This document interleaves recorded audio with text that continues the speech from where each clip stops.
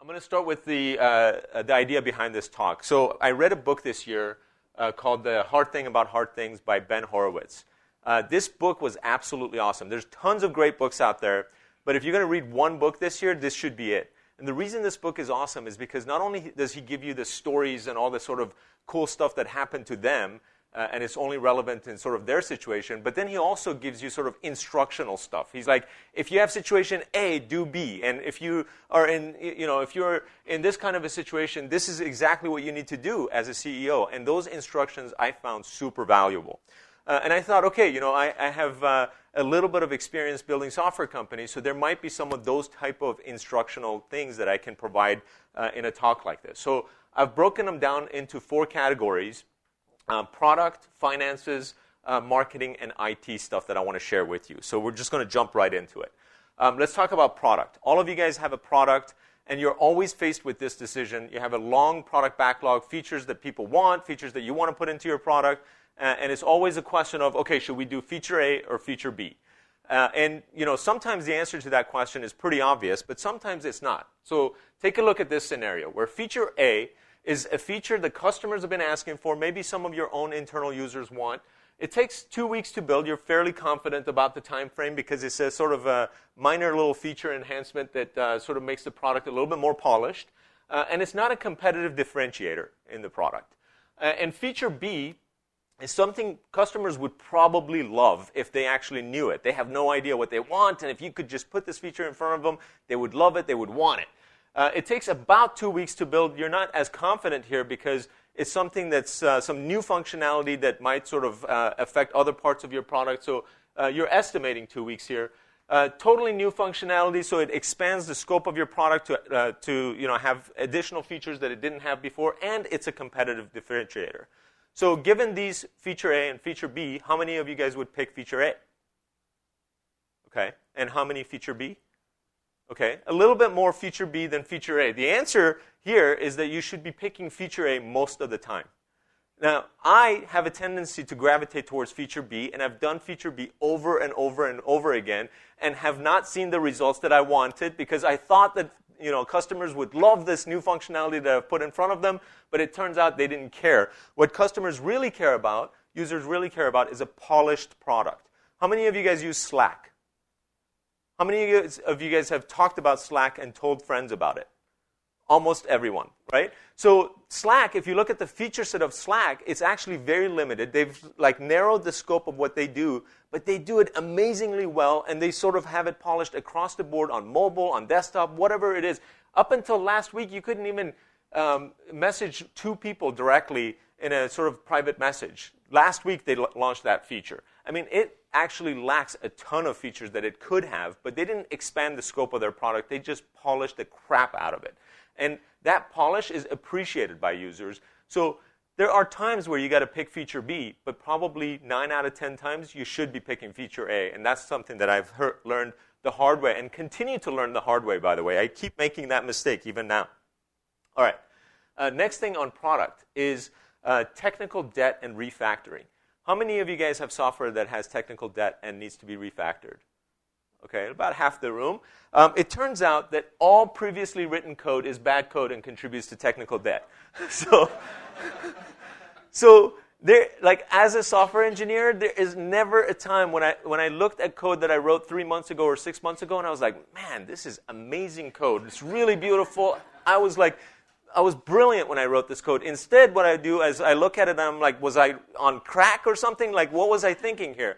So over time, your old code just basically looks horrible to you because you've learned new ways of doing things. And if it's someone else's code, oh man, forget about it. It's like crap from day one, right? So there's a huge tendency for software engineers in general to want to rewrite stuff all the time. Now, there are times when you do need to rewrite it, when scalability becomes an issue, there's problems with your product because of its sort of the technical debt that you're paying. But you most of the time have to resist that urge to rewrite everything. And again, this is one of those things where it's maybe 4 out of 5 times or 8 out of 9 times you should not be refactoring and rewriting large portions of your code base. And every time it ends up taking longer. So when we have thought that if we rewrote this part of the product, the user interface or the back end or whatever the case might be, it's a 3 to 6 month project. It usually turns out to be a 9 to 18 month project. So you're usually way off on the estimations of those rewrites as well, because they tend to affect all sorts of parts of the product that you didn't even anticipate. All right, next thing, usability testing. So this is something that as a product person, I hate doing. Putting your product in front of somebody and saying, okay, go ahead and try to figure it out without giving them much instruction or direction, because that's basically what's happening when they come onto your website and sign up for a trial of your product.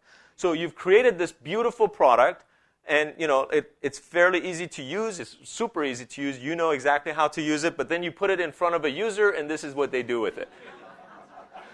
Right? And you're like, oh my God, I want to fucking kill this user, and I want to shoot myself.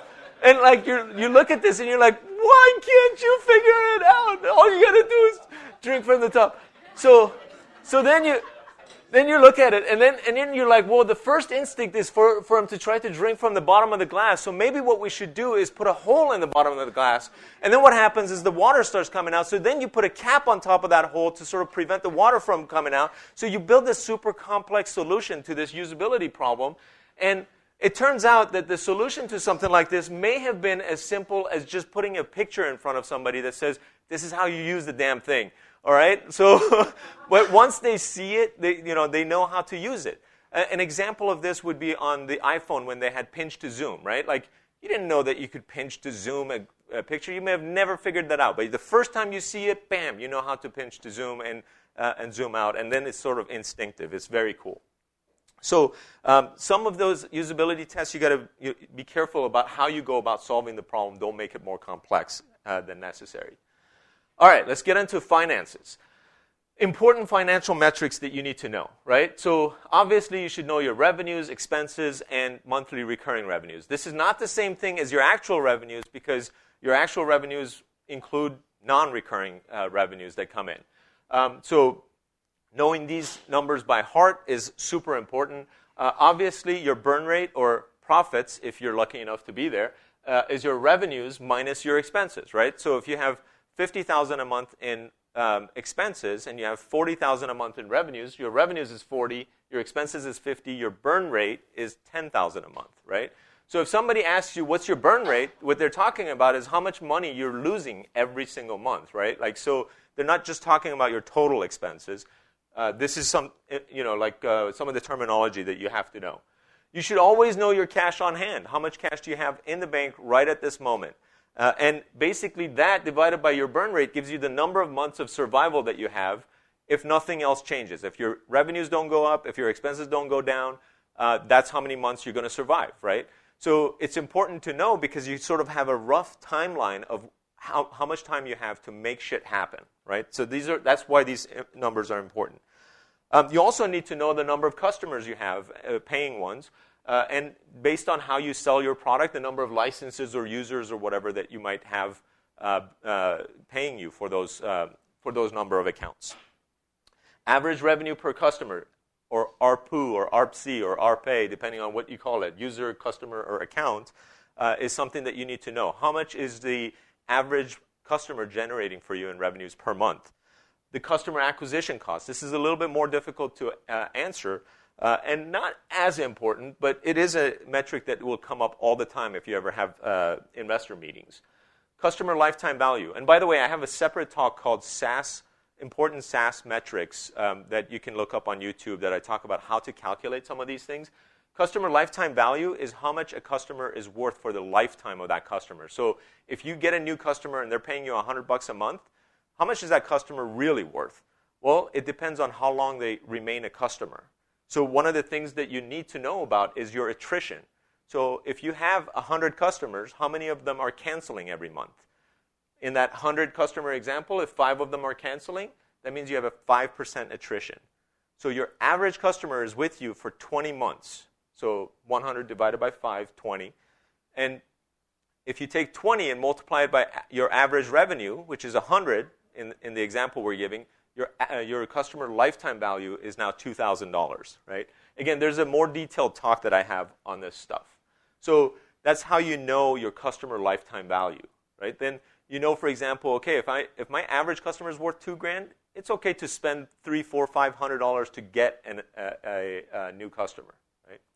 These are the reasons why it's important to know those numbers. Let's go on to investors. One of the common questions I get is, how do I get investors interested in investing in my company? Or should I go out and get investors for my product, idea, company, whatever? And basically, there's three things that I have found that investors want before they make an investment. They love the idea, they love the team, and the product has traction, which means you already have something, and ideally it has tons of traction. Because investors want a safe bet, so ideally they want all three of these things. But if you don't have at least one of them or two of them in a significant way, then the likelihood of getting investment just diminishes rapidly. And ideally, number three is probably the most important, because it's hard to argue with traction. If you have traction and they don't already know your team and love your team, and they don't already love your idea, well, it's hard to argue with traction, because if you're getting a bunch of customers signing up and checking out the product and using the product, even if they're not yet paying for it, at least you know that you got something there. So those are sort of the three things that is super important to investors. All right, so I have a product, now what? How do you market the product, right? And there is a bunch of places, startup and product list sites like Product Hunt. There's all sorts of websites that actually will list new startups that you can just list your company and product for free. So there's also best practices on some of this stuff. You can Google it and look it up, and all that stuff is free. Virtually everything that you might have a product for has in terms of a category, has forums that are dedicated to people who could potentially use that type of a product. Now, whether it's astronomy or photography or cars or whatever the product solution is catered for, there's probably a forum group out there, and you should be a part of that conversation. Try to establish yourself as an expert, and then you can post about your product in those forums. There's also Q&A sites, such as Quora, where people ask, like, what is the best software, right? And there's like a bunch of people who answer those questions. And sometimes if you search for that type of question about your product category, there's already sort of questions and answers that you can go add to the answers in Quora and other Q&A sites. There's a bunch of them out there, so definitely check that out. News sites, obviously like AZ TechBeat. You're probably not going to get into TechCrunch. It's been super evasive and difficult for me to have ever had any luck with that. Probably because of the volume of stuff that they get. But locally, there's AZ TechBeat. There's all sorts of other news websites that try to cover technology that you might be able to get your product and company listed in, which is also good. If you have a marketing budget, AdWords, Google AdWords, Facebook, Twitter ads, in that order probably is the sort of way to go. With Google AdWords, you got to be careful, because by default they have display ads turned on. And display ads means it's where they're putting your ads on other websites, non-Google related, that use the AdWords. And those ads we've generally found to be completely worthless. There's a lot of fraud on them. So if you do those type of ads, you want to target sites that you actually know to be legit, as opposed to sort of opening it up, because they'll suck out your budget, boom, very quickly, and they'll bring you supposedly hundreds of visitors that, you're like, what happened to these hundreds of visitors? They didn't sign up or anything. So hard lessons learned there in the tunes of literally tens of thousands of dollars that we've spent in the course of like Axosoft for display ads that have ended up being worthless. On the other hand, the search ads for keyword search, when somebody is searching for your exact type of software category, super valuable, but they're also very expensive. So you got to figure out what is that sort of balance for your company. Marketing in general is super expensive. Not only do you need to have a huge budget to the tune of hundreds of thousands of dollars, at least per year, in order to actually get a decent amount of traffic to your site, but you also need a person or two to manage all of this stuff, to become the experts in this. So there is an alternative way of marketing, which is how I have done it, because I've never had the budget. For virtually all of the products that I've been involved with, is that we launch it for free. And I don't mean a free trial where the person knows that eventually they have to pay for it, but rather free. It's just free, right? We don't say it's free forever. It's just free right now, and you can go sign up for it. And free actually gets you in the door in a lot of situations where you wouldn't otherwise be able to get into the door. Now, you still have to have a freaking awesome product, something that solves a real-world problem, but free gets you in the door, and now you can actually get a user base, get feedback, improve the product, have these iterations where you're making the product improvements for zero marketing cost. Now, one of the questions that you'll have, I'm sure, is that, well, if I'm giving it away for free, how do I make money at this thing? Well, one way to look at that is that your first year or two, you're probably not going to make money anyway, no matter what. And if you're going to market it, you're going to have hundreds of thousands of dollars in marketing expenses if you're selling the product for, say, $50 a month or $100 a month.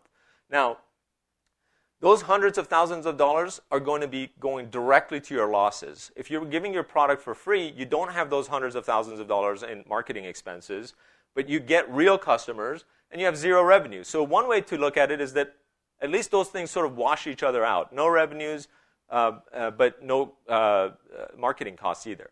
At the end of the year or two, though, with a free product, you're probably going to have thousands of users who wouldn't otherwise have been there.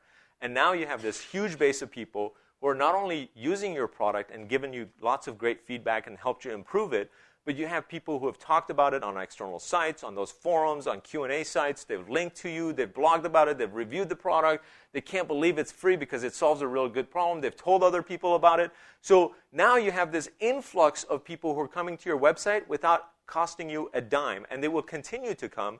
Why? Because all those inbound links and SEO things have already happened, and they won't go away just because you start charging for your product a year or 2 years into it.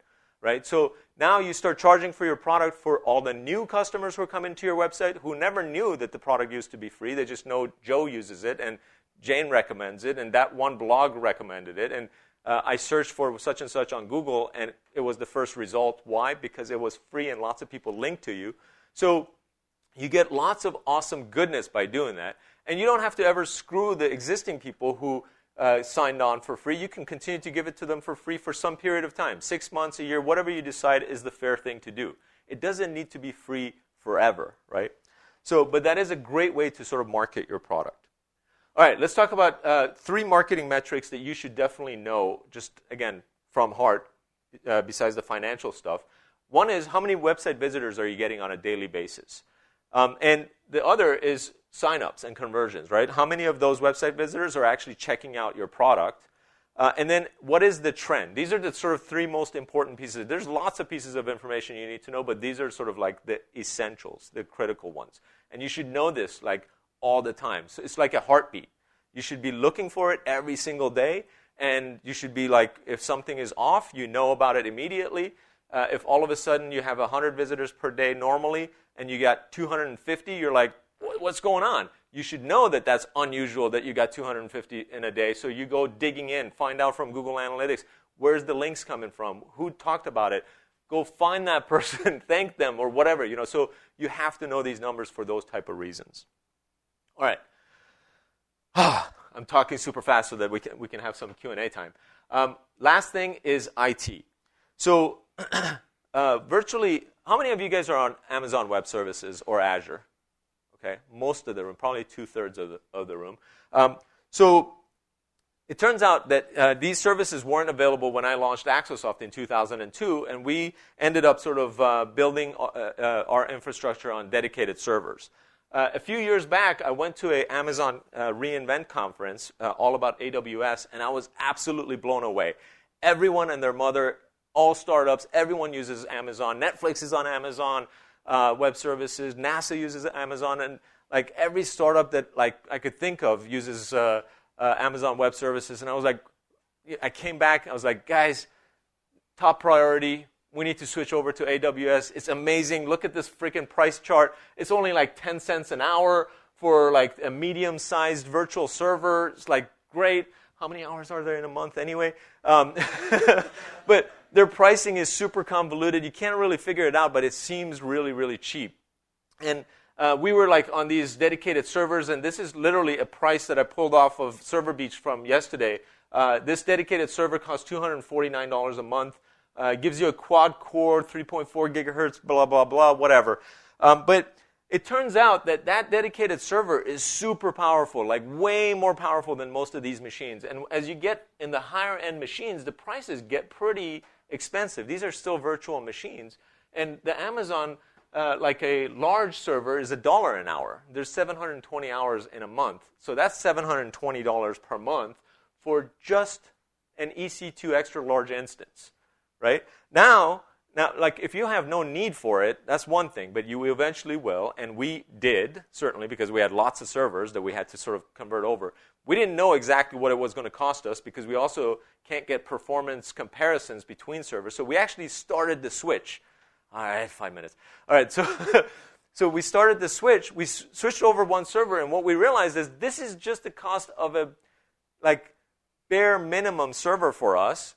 Not even as capable as our dedicated servers, but then it's like, oh, you want to send information to this server and from this server. Guess what? That's $90 per terabyte of bandwidth that you pay extra. Oh, and you want to store stuff in S3. Oh, that's $30 per terabyte per month that you have to pay additional. You want an IP address so that people can actually reach you on the internet? That's extra, $3.60 per IP address. Oh, you need 15 of them? All right, multiply that number by 15. So it turns out like this dedicated server already includes all of that stuff.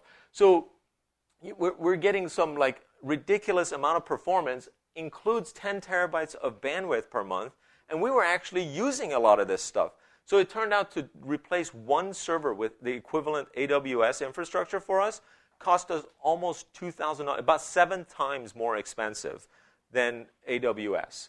Now, just to give you a comparison point, the entire PureChat infrastructure, which handles over 300,000 chats per month and tons of bandwidth, I mean like terabytes of bandwidth per month, and we have hundreds of thousands of like trial accounts and people who've checked it out, thousands of paying customers. We pay a total of $1,500 per month in our infrastructure costs for like 5 or 6 dedicated servers. I know people who are just at the startup stage of their software SaaS company and are paying more than us for AWS costs. So those are some of the lessons. I had a bunch more. Tishan limited me, so you can like hate on her. Actually, you can thank her for like. But I don't have anything more for you guys right now. So thank you.